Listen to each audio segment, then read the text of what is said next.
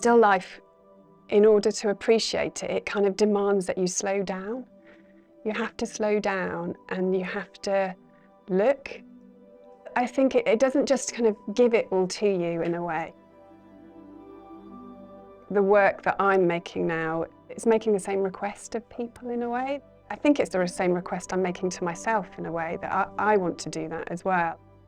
One of the things that's felt, that's been kind of quite integral to the work has been this idea of the in-between space and a transitional moments. It's that kind of space between something that's just happened and something that's about to happen, and it's caught it. In that space, it feels like it's able to talk about existence, I suppose, in a way. The domestic has always been a really kind of it's been the place where I'm become absorbed. There was a question that I was asking myself throughout making of this work, and that was, how do you dignify an ordinary life? And I think this work was my kind of endeavour to do that.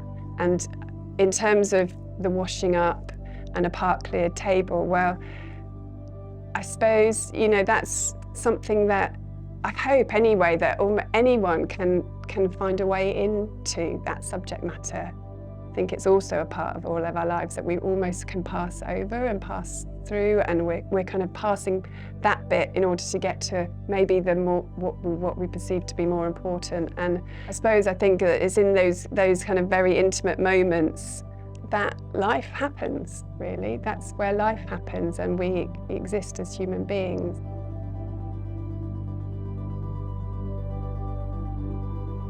The whole title of the work was Material Presence. There was something of that in the making of the work. I felt very aware of the presence of the material that I was working with. There's a kind of a vibrancy to it. I wanted to make that tangible, that kind of the vibrancy of the material in a way, and that almost like there it is vibrating in its stillness and whiteness.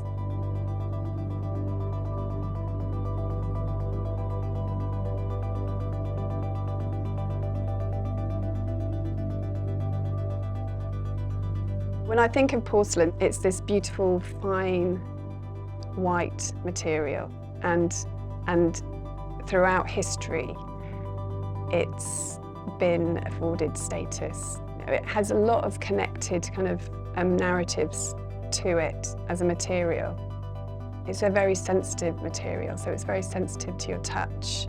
It has a memory, so it remembers what's happened to it. I really love it for that reason.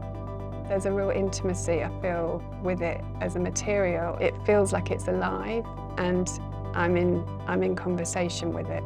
At the same time, I say that, you know, I do use porcelain in a very particular way. It's really important to me that it's a perfect object.